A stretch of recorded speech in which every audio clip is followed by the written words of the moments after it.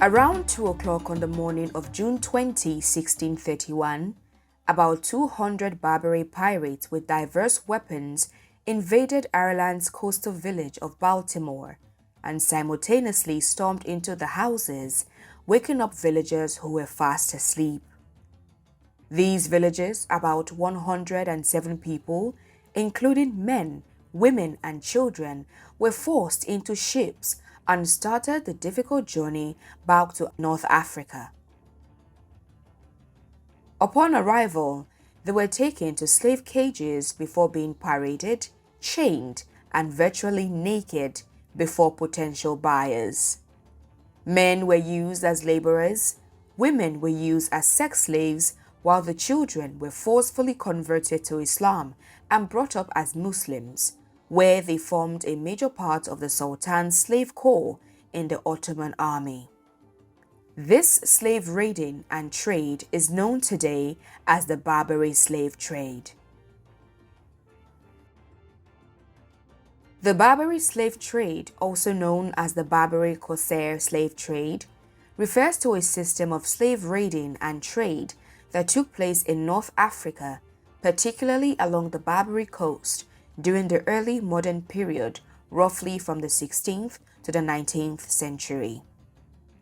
This trade, also known as white slavery, involved the capture and enslavement of Europeans, primarily Christians, by Muslim North African pirates known as Barbary Corsairs or pirates, who operated from the coastal cities of Tunis in present-day Tunisia, Tripoli in present-day Libya, and Morocco. Their victims were then subsequently sold in North African slave markets.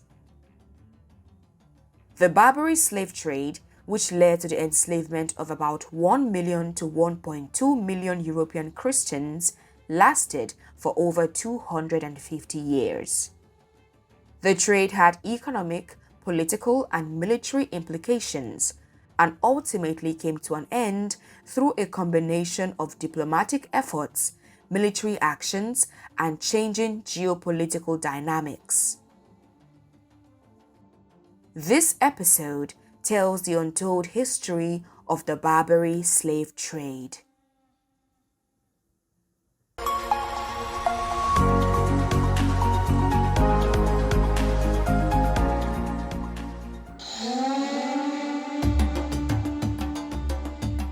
The origins of the Barbary slave trade can be traced back to several interconnected factors and historical developments, one of which was the emergence of the Ottoman Empire as a dominant power in the Mediterranean and North Africa during the 16th century. The Ottomans established control over key North African territories, including Tunis, Tripoli, and parts of Morocco, which became known as the Barbary States. The Barbary Corsairs initially started as privateers or state-sponsored pirates and operated with the tacit or explicit approval of the Ottoman rulers, and sought to disrupt European trade routes and weaken European powers. Privateering provided a source of income and a means to weaken Ottoman adversaries. The Barbary slave trade became an integral part of the economy of the Barbary states. Enslaving Europeans and capturing their ships provided a significant source of income for these states. The slave trade was highly profitable, as slaves could be sold in North African markets or ransomed back to their home countries. However, the slave trade was not carried out just for economic reasons, but for religious reasons as well. Historical tensions, including the Crusades and other religious conflicts, had created an environment of suspicion and hostility between the two religions, Christianity and Islam. The Barbary Corsairs often justified their raids and enslavement of Europeans on religious grounds. They saw their actions as a form of jihad or holy war against non-Muslims. Capturing Christians and enslaving them was seen as a way to weaken the enemies of Islam. Barbary pirates specifically targeted Christian ships and coastal towns. Christian majority regions in Europe were often subject to raids, and the pirates sought to capture Christian sailors and settlers. These actions were seen as acts of hostility against Christianity. One of the motivations for the Barbary slave trade was the capture of Europeans for ransom. Christian nations often paid significant sums of money to secure the release of their citizens who had been captured and enslaved. This system of ransom further fueled tensions and competition between Christian and Muslim states. Christian slaves were sometimes subjected to forced conversions to Islam, and their religious identity was a factor in determining their treatment and potential ransom. The Barbary states were Muslim-majority regions under Ottoman influence. Their rulers often supported or tolerated the actions of the Barbary pirates, viewing them as instruments of Islamic expansion and resistance against Christian powers. European nations initially struggled to provide effective deterrence against Barbary piracy due to political fragmentation, the cost of maintaining naval forces, and internal conflicts. Many European states resorted to paying tribute to the Barbary states to protect their ships and citizens. Over time, the practice of Barbary piracy expanded beyond mere privateering to outright piracy and slave raiding. Corsairs targeted not only ships but also coastal towns and settlements, resulting in a substantial increase in the number of captives for more than 250 years. The Barbary slave trade persisted for centuries, partly due to the continuing demand for slave labor in North Africa and the economic interest of the Barbary states. The trade continued until the early 19th century, when Western naval powers, particularly the United States and the United Kingdom, took concerted action to suppress it.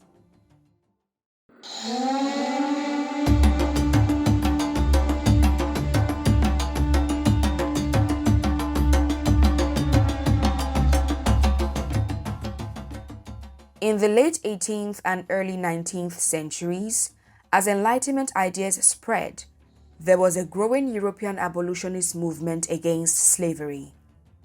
This influenced public opinion and government policies, leading to increased efforts to suppress the Barbary slave trade. The European response to the Barbary slave trade was multifaceted and evolved over several centuries. One of the initial responses of European states was to pay tribute or ransom to the Barbary states to protect their ships and citizens from piracy. This was often done to buy peace and secure the release of captured individuals. Nations like England and France, as well as the American colonies, paid tribute to the Barbary states. They also engaged in diplomacy by negotiating treaties and agreements with the Barbary states to establish rules of engagement in exchange for peace. However, these treaties were not always successful in ending piracy.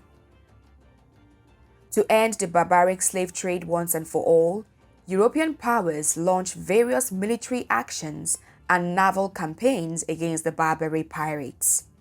These military operations were intended to suppress piracy and secure the release of captives.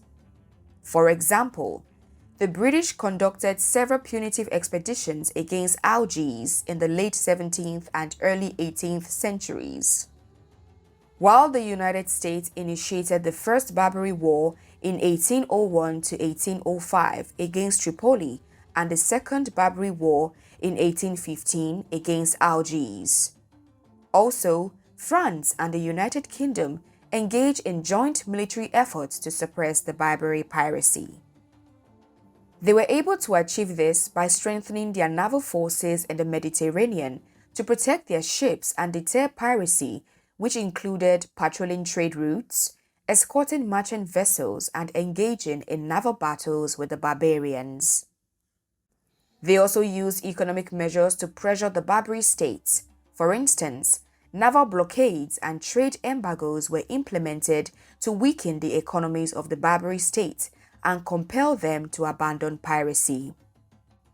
In summary, the European response to the Barbary slave trade was a complex and evolving process that involved a combination of diplomatic negotiations, military actions, economic measures, and the influence of Enlightenment ideas and abolitionist sentiments. Over time, these efforts led to the decline and eventual suppression of Barbary piracy and the slave trade in the early 19th century.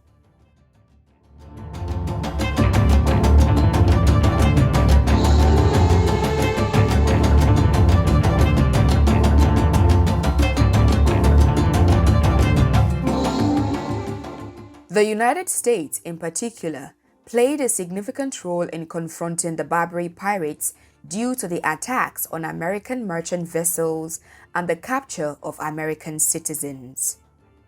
The Barbary Wars, as mentioned earlier, were fought by the United States against the Barbary states to protect American interest and end piracy. Initially, the United States, like other European nations, tried to secure the release of American captives by paying tribute to the Barbary states. However, these payments were expensive and often ineffective in deterring piracy.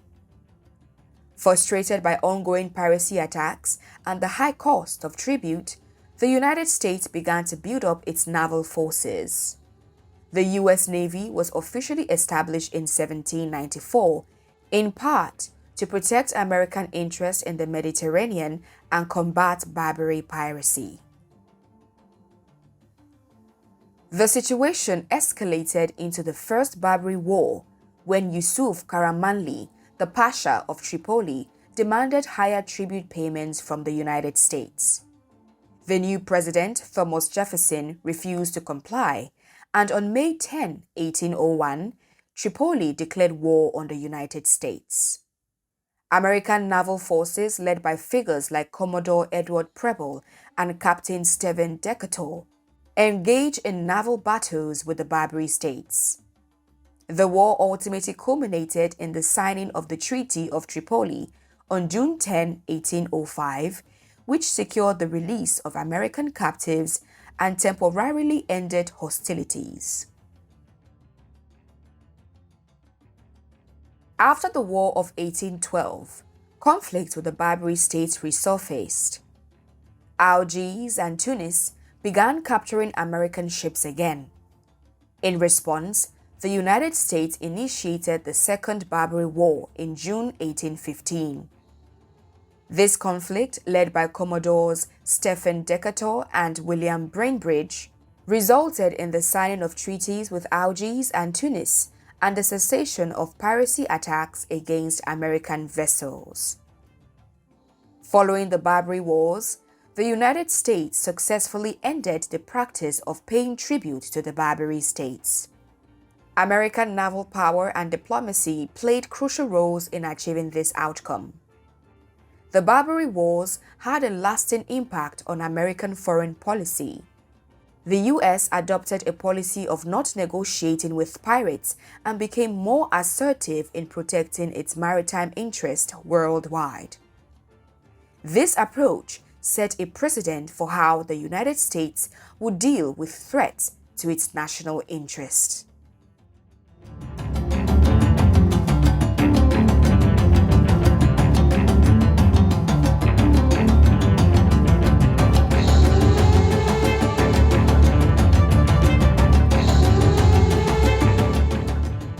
The term white slavery historically referred to the enslavement of European individuals, primarily Christians, by North African pirate and slave traders along the Barbary Coast during the early modern period. It was used to distinguish this form of slavery from other types of slavery that existed around the world. Here are a few reasons why it became known as white slavery. The term white slavery highlighted the racial and ethnic distinction between the European Christian slaves and the North African captors. In contrast to other forms of slavery, where racial differences might not have been as pronounced, the Barbary slave trade involved the enslavement of people who were visibly different from their captors. The term also indicated the geographic origin of the enslaved individuals.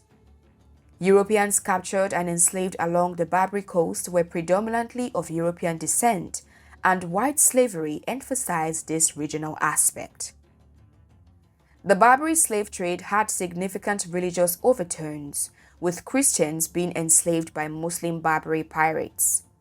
The term white slavery highlighted the religious and cultural differences between the enslaved Europeans and their Muslim captors. In historical accounts, particularly in European writings of the time, the use of white slavery helped to differentiate this specific form of enslavement from other instances of slavery, such as the Transatlantic Slave Trade, which primarily involved Africans being enslaved and transported to the Americas.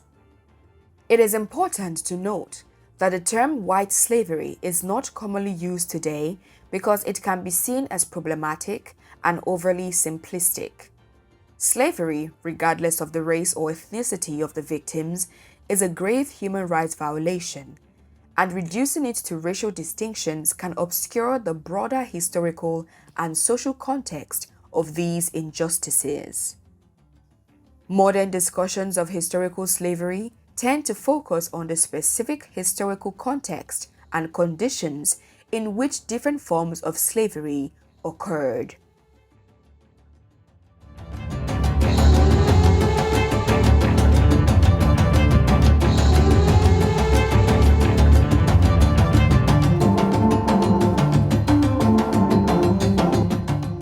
The Barbary slave trade came to an end in the early 19th century through a combination of diplomatic efforts, military actions, and changing geopolitical dynamics. The United States played a significant role in bringing about the end of the Barbary slave trade through two military conflicts known as the Barbary Wars, which had been discussed earlier. These wars were fought to protect American interest, secure the release of American captives, and end the practice of paying tribute to the Barbary states. European naval powers, including France and the United Kingdom, also took concerted action against the Barbary pirates. They conducted naval campaigns and military expeditions to suppress piracy.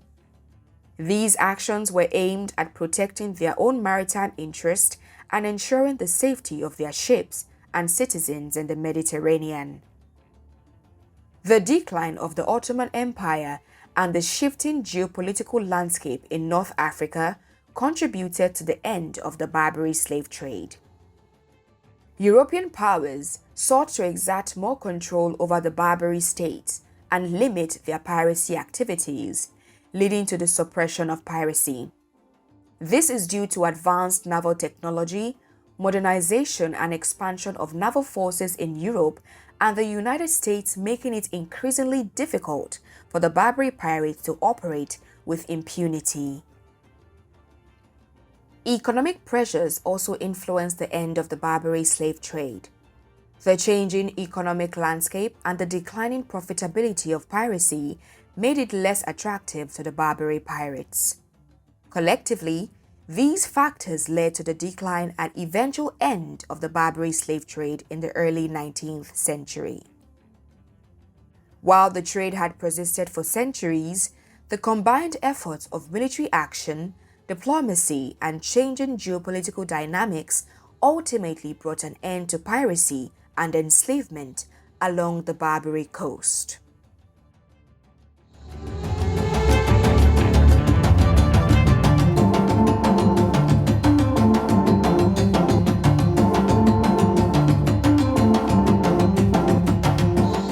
The Barbary slave trade had significant and far-reaching impacts on the societies and nations involved, as well as on broader historical developments.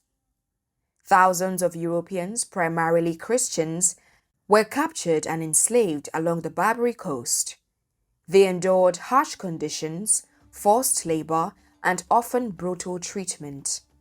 Many died in captivity, while others suffered long-lasting physical and psychological trauma. The Barbary Corsairs disrupted trade routes and commerce in the Mediterranean and the Atlantic Ocean. The seizure of ships and the enslavement of crews and passengers had economic consequences for European nations. The need to combat Barbary piracy led to the expansion and modernization of naval forces in Europe and the United States.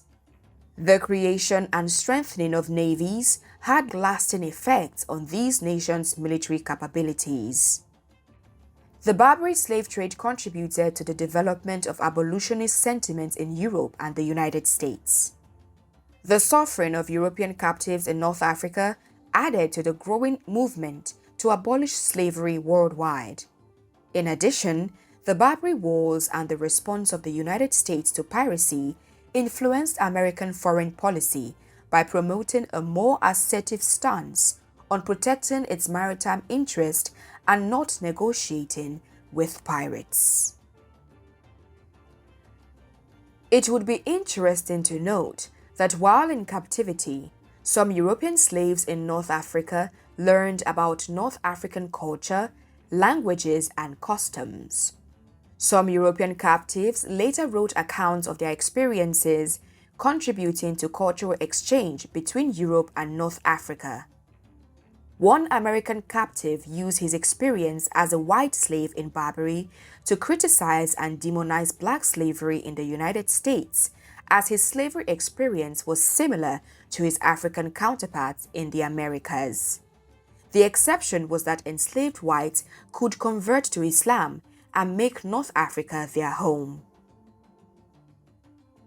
The Barbary slave trade is remembered as an example of piracy and enslavement during the early modern period. It continues to be studied as part of the broader history of slavery, piracy, and international relations. In retrospect, the Barbary slave trade had profound impacts on individuals, nations, and historical developments. It contributed to the development of navies, influenced foreign policies, and added to the broader historical narrative of slavery and its eventual abolition. It also left a legacy of historical memory and cultural exchange between Europe and North Africa.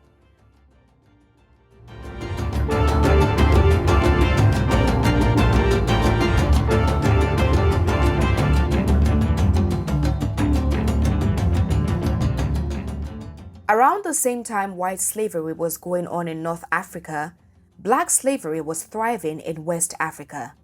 This time, it was the whites transporting enslaved Africans across the Atlantic Ocean to the Americas. This would be known as the Transatlantic Slave Trade. You can learn more in our next episode.